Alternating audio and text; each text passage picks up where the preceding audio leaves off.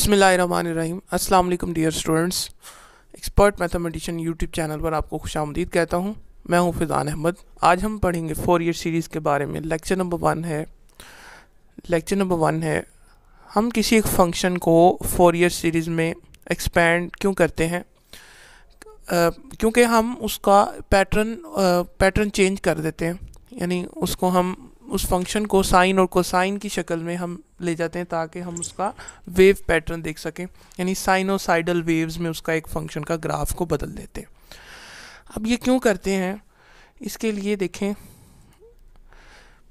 by we use the Fourier series. Fourier series is used to describe the periodic signals in terms of sine and cosine waves. In other words, it allows us to model any arbitrary periodic signals with a combination of sine and cosine.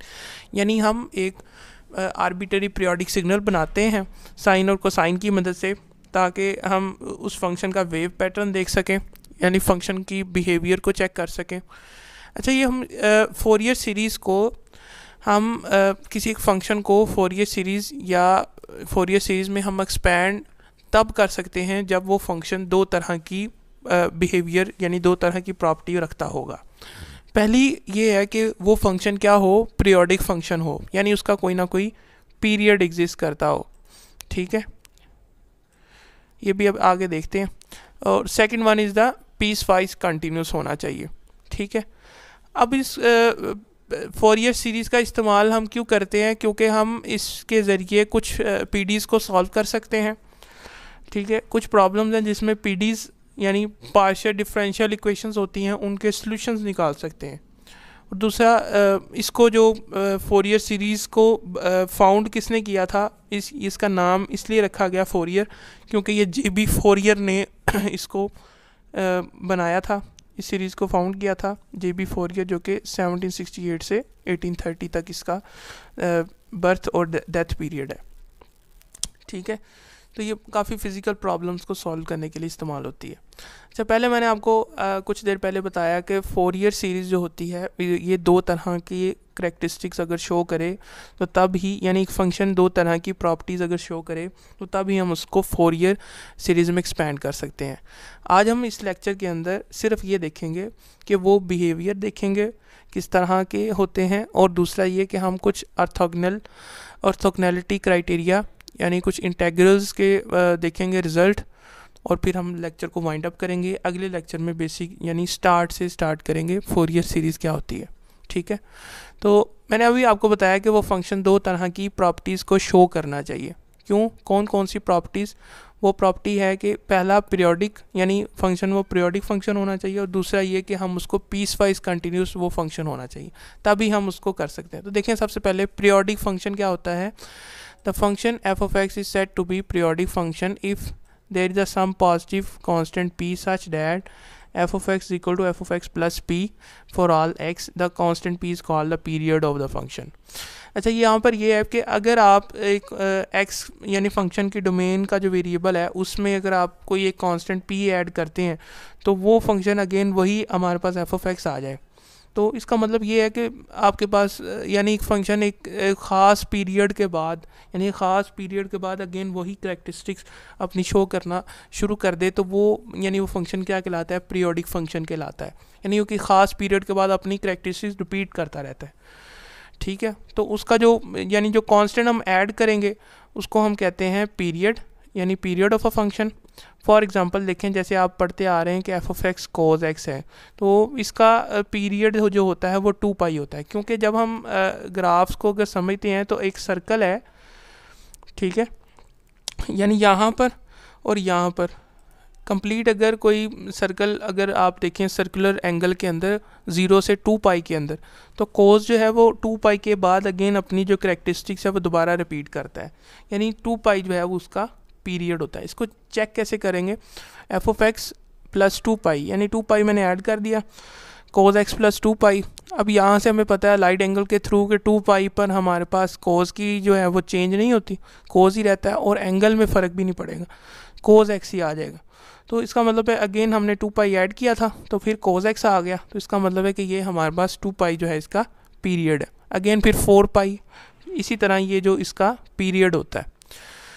इसको graphical से भी अगर आप देखें तो cos x का graph हमारे पास है, यहाँ से स्टार्ट होता है यानी 0 डिग्री पर उसका जो आंसर आता है वो 1 आता है। फिर अगर पाई/2 पर अगर जाएँ तो आंसर आता है हमारे पास जो कि 0 आता है। इसी तरह पाई पर जाएँ तो -1 आता है। तो ये यानी कि ऐसा एक पैटर्न बनाता है कोस। फिर अगेन जब 2 पाई के बाद फिर अगेन वही पोजीशन पर आ जाता है जहाँ पर 0 पर था, ठीक है। फिर अगेन यहाँ से फिर यही आपके पास वो ग्राफिकल पॉइंट ऑफ व्यू से अगर आप देखें तो ये यानी कि 2 पाई तक जो अपनी करैक्टरिस्टिक्स है वो रिटेन करता है, फिर अगेन वही करैक्टरिस्टिक्स अपनी परफॉर्म करता रहता है, फंक्शन का बिहेवियर वही है। इसी तरह आगे आप आगे देखें तो simply f of x is equal to sine x, ये भी इसी तरह है कि अगर इसको आप चेक कर सकते हैं, इसका पीरियड भी 2 पाई है। इसको कैसे है ये देखें, ग्राफिकल पॉइंट ऑफ व्यू से देखें तो 0 पर यानी इसका आंसर जो है हमारे पास 0 आता है, ठीक है। 0 पर इसका आंसर क्या आता है, 0 आता है। अब अगेन अगर पाई/2 यानी 1/2 पाई पर जाएं तो ये आपके पास 1 आंसर देता है मैक्सिमम, तो पाई पर इसका आंसर 0 है। फिर अगेन अगर 3 पाई/2 पर जाएं तो -1 है, और ये जो 2 पाई पर भी आपके पास 0 आता है। फिर अगेन अगर आप आगे चलते हैं 2 पाई से आगे तो फिर ये वही करैक्टरिस्टिक शो करेगा जो 0 पर था। तो यानी 2 पाई पर जो है वो अपनी प्रॉपर्टी को रिटेन करता है, और अगेन 2 पाई के बाद वही करैक्टरिस्टिक यानी वही कर्व का बिहेवियर वही रहता है। तो अगर ऐसा फंक्शन इस तरह की करैक्टरिस्टिक्स परफॉर्म करता है कोई एक फंक्शन, वो हमारे पास फंक्शन क्या होगा, वो पीरियोडिक फंक्शन होगा। Okay, clear. अब नेक्स्ट आगे चलते हैं। ये पहला क्राइटेरिया हो गया कि फ़ंक्शन को चेक करने का कि अगर हम उसको फोरियर सीरीज़ में एक्सपैंड करेंगे तो उसके लिए पहला क्राइटेरिया ये है कि वो पीरियोडिक होना चाहिए, उसका कोई पीरियड एग्जिस्ट करना चाहिए। अगेन आगे देखें तो पीसवाइज कंटिन्यूस फंक्शन वो होता है यानी फंक्शन पीसवाइज हो और उसके अलावा वो कंटिन्यूस भी हो, तो उसे हम पीसवाइज कंटिन्यूस बोलते हैं। Function f of x is said to be the piecewise continuous on that interval a, यानी a से लेकर b तक। If f of x is define on that interval, यानी एफ ऑफ एक्स इस interval पर define होना चाहिए। और दूसरा ये कि इसके जितने भी फाइनाइट सब इंटरवल करेंगे तो उन सब पर जो एफ ऑफ एक्स है वो सारे सब इंटरवल पर क्या होना चाहिए, कंटिन्यूस होना चाहिए, ठीक है। Second one is the left and right hand limit, यानी अगर हम लेफ़्ट और राइट हैंड लिमिट अगर फाइंड आउट करते हैं उसकी, तो एंड पॉइंट पर जो ईच सब इंटरवल है वो हमारे पास फंक्शन क्या रहना चाहिए, फाइनाइट रहना चाहिए। यानी अगर आप उसके and point boundary point put करते हैं फंक्शन में तो वो फाइनाइट आंसर दे, ठीक है। तो उसके लिए देखें यहाँ पर एक एग्जांपल है, एग्जांपल से समझ आ जाएगी हमें। देखिए यहाँ पर एक फंक्शन है, ये पीसवाइज कंटिन्यूस है, तो इसको हम चेक करते हैं कैसे है। यहाँ पर देखें तो हमारे पास ये पीसवाइज फंक्शन है सारे, t-1 4 - t और -1। इसमें कुछ कांस्टेंट फंक्शन भी हैं और कुछ लीनियर फंक्शन भी हैं। अब ये इंटरवल पर डिफाइन है, यहाँ पर t आना था क्योंकि t आपने लिए, या x ले सकते हैं यहाँ पर, तो आपकी मर्ज़ी, यहाँ से t नहीं आना था, या फिर x ले सकते हैं यहाँ पर t ले सकते हैं डोमेन में, तो बाय मिस्टेक यहाँ पर ले लिखा गया। देखें जो 1 है कांस्टेंट फंक्शन है, वो 0 से 1 के दरमियान, यानी अगर आप यहाँ से अगर देखें तो ये 0 है और ये 1 है। 0 से 1 के दरमियान जो हमारे पास कर्व है वो 1 यानी कांस्टेंट लाइन है जो y एक्सिस पर है। इसी तरह आगे देखें तो t-1 जो कि ये है हमारे पास 1 से पास कर रही है, और उस पर एक आपके पास डोमेन फिक्स कर दी गई है 1 से लेकर 3 तक, 3 से 4 तक और 4 से 5 तक। तो आप ग्राफिकल पॉइंट ऑफ व्यू से पहले चेक करेंगे तो एक फंक्शन जो है वो एक पूरे इंटरवल पर डिफाइन है जो कि 0 से 5 तक है, और दूसरा ये कि हर एक इंटरवल पर वो कंटिन्यूस भी है, तो उसको चेक कर सकते हैं।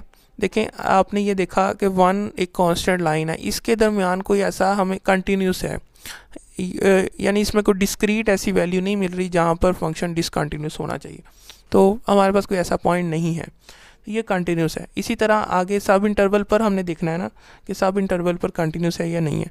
तो अगर आप इसको चेक करें तो ये भी आपके पास कंटिन्यूस लाइन है, इसके दरमियान भी कोई ऐसा डिसकंटिन्यूस पॉइंट नहीं मिल रहा है। इसी तरह अगर आप ये देखें 4 - t पर, और इसी तरह ये जो -1 के ऊपर जो बना है, तो हर एक पॉइंट के ऊपर यानी हर एक सब इंटरवल पर फंक्शन जो बन रहा है वो पीसवाइज फंक्शन जो बन रहा है वो कंटिन्यूस आ रहा है। और सेकंड वन कंडीशन ये है कि लेफ़्ट हैंड और राइट हैंड लिमिट जो एंड पॉइंट है of each sub interval are finite, यानी अगर आप इस एंड पॉइंट को अगर पुट करते हैं, सब इंटरवल के एंड पॉइंट को अगर पुट करते हैं उस खास फंक्शन पर जिस पर हमने ये डोमेन डिफाइन की है, तो देखें तो अगर आप इसमें 0 पुट करेंगे या 1 पुट करेंगे तो आंसर इसका 1 ही आता है। तो इसी तरह आप सबको चेक कर सकते हैं, तो सारे फाइनाइट वैल्यूज़ आ रही। तो ये दो कंडीशन है पीस वाइज कंटिन्यूस होने के लिए। तो अगर हम किसी फंक्शन को फोरियर सीरीज़ में जब एक्सपेंड करेंगे तो उसके लिए हमें दो कंडीशन चेक करनी है, एक पीरियोडिक फंक्शन होना चाहिए और दूसरा पीस वाइज कंटिन्यूस होना चाहिए। तो पीस वाइज कंटिन्यूस के लिए आगे दो कंडीशन है कि हर सब इंटरवल के ऊपर वो क्या हो, वो कंटिन्यूस हो, और दूसरा ये कि वो उनके एंड पॉइंट पर आपके पास क्या होना चाहिए, फाइनाइट आंसर आना चाहिए उस इंटरवल के। ठीक है, आगे कुछ ऑर्थोगोनैलिटी क्राइटेरिया है, इसको हम चेक करते हैं। देखें ये जो रूल हैं, ये जो ऑर्थोगोनैलिटी रिलेशनशिप हैं, ये हमने इसलिए ड्राइव करने हैं जब आगे हम फोरियर सीरीज़ के इंटेग्रल को सॉल्व करेंगे, क्योंकि फोरियर सीरीज़ में जब कोफिशिएंट निकालेंगे तो उसमें इंटेग्रल इन्वॉल्व होता है। तो जब हम उसके इंटेग्रल को सॉल्व करेंगे तो हमारे पास कोई डायरेक्ट रिज़ल्ट मौजूद होने चाहिए, ताकि हमारे पास वहाँ पर इतना टाइम नहीं होगा तो हम वहाँ पर उसको सॉल्व करते फिरें।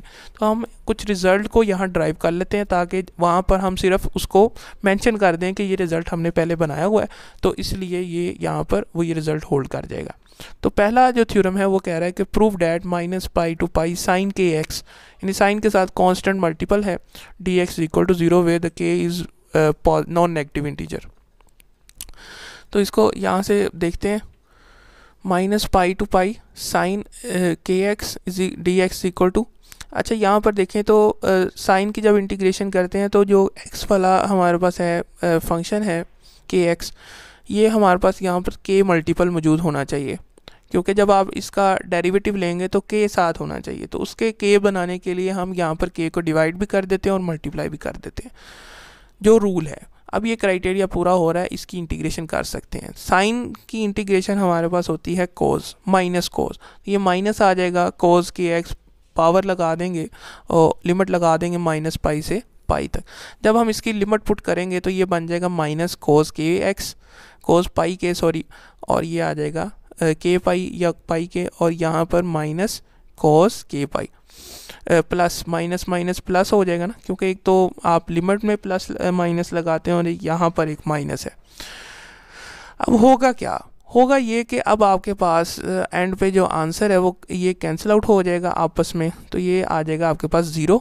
तो यानी ये हमने प्रूव कर दिया कि -π से π तक अगर जाएँ तो और साइन kx देखें तो ये हमारे पास आता है 0 के बराबर। अच्छा देखें, अब यहाँ पर एक प्रॉपर्टी भी है, प्रॉपर्टी से भी प्रूव कर सकते थे। Property of the definite integral ये कहती है कि अगर कोई फंक्शन पीरियोडिक है और उसकी लिमिट नेगेटिव सेम है, नेगेटिव से लेकर पॉजिटिव तक वही नंबर है, तो वो फंक्शन का जो इंटीग्रल है वो 0 आता है। वो इंटीग्रल क्या आता है, 0 आता है। इसका एक प्रूव ऐसे भी हो सकता है कि आपने जब कहा कि पीरियोडिक है, तो पीरियोडिक का मतलब यानी अगर आप इसको ऐसे देखें तो यानी मिसाल तौर पर ये अगर आप यहाँ पर साइन एक्स की बात करें तो साइन एक्स का पीरियड क्या था, 2π था। तो आपने क्या किया, आपने यहाँ से ऊपर वाले में साइन kx यानी पाई अगर पुट करें और नेगेटिव पाई, तो वो आपस में क्या करेंगे, यानी कैंसिल आउट हो जाएंगे। ठीक है, इसी तरह आगे देखें तो आपने जो सिमिलरली cos kx के लिए भी प्रूव कर लेना, ये भी आंसर 0 देता है। ठीक है, ये भी आंसर क्या आता है, 0 आता है, क्योंकि इसका ये भी पीरियोडिक फंक्शन है और यहाँ से -π से π तक जो इसका आंसर है वो क्या होगा, यानी वो एक सेम नंबर है और वो इसकी डोमेन में भी आ रहा है। और फिर क्या होगा, इसका जो इंटीग्रल है वो क्या होगा, 0 होगा। दूसरा आगे हम चलते हैं सेकंड थ्योरम की तरफ। इस थ्योरम के अंदर हमारे पास कोई cos mx and cos nx ये डिफरेंट हो सकते हैं, सेम भी हो सकते हैं। इनका जो इंटीग्रल है -π से π तक, अगर हमारे पास इन m और n डिफरेंट कोई नंबर है तो ये आंसर हमें देगा 0। अगर ये हमारे पास सेम नंबर है, जब सेम हो जाएंगे तो स्केयर हो जाएगा, तो स्केयर का एक इंटीग्रल डिफरेंट आता है। ठीक है, अब यहाँ पर m और n क्या हो सकते हैं, कोई नॉन नेगेटिव इंटीजर्स हैं। फ्रॉम द टिग्नोमेट्री, इसका प्रूव करते हैं टिग्नोमेट्री से। हमने ये फार्मूला पढ़ा था प्रोडक्ट को सम में चेंज करने का। ठीक है, प्रोडक्ट को सम में बदलने का अब हमारे पास ये ट्रिग्नोमेट्री से है cos a cos b is equal to 1/2 cos a minus b plus cos a plus b. ये हमने पढ़ा हुआ है फर्स्ट ईयर के अंदर, ट्रिग्नोमेट्री का फार्मूला है। अब हम इस ट्रिग्नोमेट्री के फार्मूले के मुताबिक अगर यहाँ पर देखें तो ये चीज़ हमारे पास बन रहा है ना, cos mx cos nx। यहाँ पर इंटेग्रल यानी a की जगह mx रख देते हैं, b की जगह nx रख देते हैं। तो देखें यहाँ पर क्या बनेगा, ये सिचुएशन क्या बन जाएगी आपके पास cos mx cos nx, तो इंटेग्रल भी परफॉर्म कर देते हैं माइनस पाई से पाई तक। ठीक है जी, 1/2 इसी तरह बाहर आ जाएगा और minus pi to pi cos m minus n x cos m plus n x और साथ टोटल पर dx आ जाए।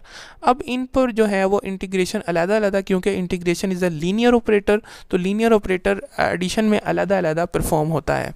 ठीक है, तो 1/2 क्योंकि होल के साथ था तो इसके साथ भी आ जाएगा और इसके साथ भी आ जाएगा, 1/2 इधर भी आ जाएगा और 1/2 इधर भी आ जाएगा। ठीक है, आगे देखें तो अब यहाँ पर कुछ केसेस हैं, क्योंकि हमें प्रूफ करना है डिफरेंट के लिए भी और सेम के लिए भी। तो हम पहले ये सपोज कर लेते हैं कि ये डिफरेंट है। डिफरेंट के लिए दो केस बनेंगे, एक पॉजिटिव के लिए और एक नेगेटिव के लिए।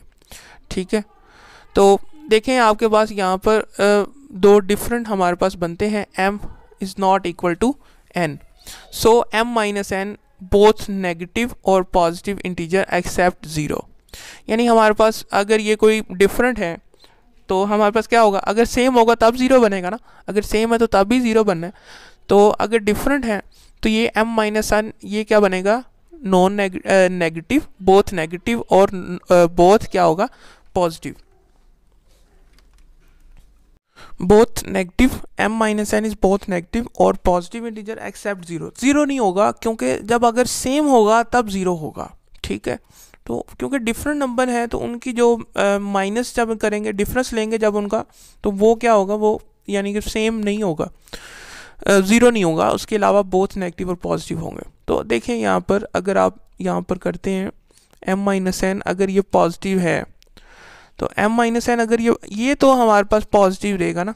तो हमने ये पीछे एक रिज़ल्ट बनाया था कि यहाँ पर अगर आए तो ये रिज़ल्ट हमने बनाया था k के लिए। तो k हमारे पास क्या थे, k पर कंडीशन ये थी कि k क्या था, पॉजिटिव इंटीजर्स थे, नॉन नेगेटिव इंटीजर्स थे। ठीक है, तो अगर देखें अगर हमारे पास ये m माइनस एन जो अगर हमारे पास ये पॉजिटिव है, m माइनस एन अगर पॉजिटिव है तो ये तो हमारे पास ऑब्वियसली ये बात करेक्ट है ना, ये 0 होगा, इसके लिए तो 0 होगा, लाजमी बात है। m प्लस एन के लिए तो ये 0 होगा, लेकिन इसके लिए हमने यहाँ पर कंडीशन मेंशन की है कि ये m माइनस एन जो है इस केस में हम पॉजिटिव ले रहे हैं। ओके, तो ये बाय प्रीवियस थ्योरम का हवाला दिया कि इस थ्योरम के हवाले से अगर हम इसको 0 कर सकते हैं डायरेक्टली, 1/2 इंटू 0 प्लस 1/2 इंटू 0, ये हमारे पास 0 प्रूव हो जाएगा। ठीक है जी, अब आगे देखें केस 2 के अंदर आप इसको नेगेटिव लेके भी चेक कर सकते हैं, नेगेटिव में भी आपके पास क्या होगा वो प्रूव हो जाएगा। नेक्स्ट आगे देखें तो m is equals to n, तो केस 2 के अंदर अगर हम दोनों को सेम लेते हैं, तो अगर हम इनको सेम लेंगे तो ये भी n और ये भी n, तो ये स्केयर बन जाएगा, स्केयर nx इंटू dx। तो यहाँ पर देखें तो आपके पास स्केयर की जो आइडेंटिटी है, हमने एक आइडेंटिटी पढ़ी थी डबल एंगल में, कोस का जो डबल एंगल होता है वो cos square x, 2 cos square x minus 1। अब यहाँ से अगर आप बनाएंगे कोस स्केयर एक्स को अगर सेपरेट करते हैं तो वो बनता है 1 plus 2 cos 2x divided by 2। अब यहाँ पर हमें कोस एक्स है तो यहाँ हमें क्या चाहिए, एन एक्स चाहिए। तो अगर हम यहाँ पर x को रिप्लेस कर दें एन एक्स से तो क्या बनेगा भाई, cos square n x is equal to 1 plus cos 2nx divided by 2। हमने अपने क्वेश्चन के अकॉर्डिंग आइडेंटिटी को चेंज कर दिया। देखिए यहाँ पर माइनस पाई से पाई हो जाएगा इंटीग्रेशन, और ये चीज़ हमारे पास कन्वर्ट हो जाएगी आपके पास 1 plus cos 2nx divided by 2 आ जाएगा। तो अब यहाँ से अगर सेपरेट करें 1/2 को माइनस पाई से पाई dx प्लस 1/2 कोस 2nx इंटू dx। अब यहाँ से देखें तो आगे जब x इसकी इंटीग्रेशन करेंगे तो x माइनस पाई से पाई और sign 2nx divided by 2n। यहाँ से अगर इसकी लिमिट को पुट करते हैं तो आपके पास यहाँ पर जो कलेक्टिवली आंसर आएगा वो आएगा पाई आ जाएगा। ओके, इसी तरह आगे जो एक रिज़ल्ट है वो है 2 साइन है। तो अगर हमारे पास ये इक्वल नहीं होते तब 0 है, अगर इक्वल है तो पाई आएगा। इसी तरह कि अगर इक्वल है तो पाई आएगा, अगर नॉट इक्वल है तो 0 आएगा। दो इसके रिजल्ट बनते हैं, डिपेंड करता है कि आपका m और n किस तरह के हैं, ठीक है। तो इसको भी आपने इस तरह ही प्रूव कर लेना। यहाँ पर जो आइडेंटिटी यूज़ होगी वो साइन का प्रोडक्ट से हम उसको कोज का सम और डिफरेंस में चेंज करेंगे। तो sine a sine b is equal to 1/2 cos a minus b minus cos a plus b. अब यहाँ पर ए और बी को आप इंटरचेंज कर देंगे एम एक्स से और एन एक्स को चेंज कर देंगे बी से। अच्छा आगे देखें तो इसी तरह आपने ये एज अ असाइनमेंट इसको प्रूफ कर लेना है, ये बहुत आसान है। और third one is the minus pi to pi sine m x, और एक ट्रिग्नोमेट्रिक उलट आ गया, एक साइन में और दूसरा है कोज में। तो अब यहाँ पर जो m और n है वो है 1 2 3 अप टू नॉन नेगेटिव है। तो उसके लिए देखें हमने एक आइडेंटिटी ये पढ़ी हुई है, ये भी प्रीवियस आइडेंटिटी से हम इसको यूज़ करेंगे, साइन ए और कोस बी। तो इसको हम चेंज करते हैं साइन ए माइनस बी प्लस को साइन ए प्लस बी और डिवाइडेड बाय 2। अब a को रिप्लेस कर देंगे m से, क्योंकि यहाँ m चाहिए, m x चाहिए और यहाँ n x चाहिए, तो b को रिप्लेस कर देंगे n x से। तो इंटेग्रल परफॉर्म कर देंगे 1/2 minus pi to pi sine m minus n x into d x plus sine a m plus n x into d x, ठीक है जी।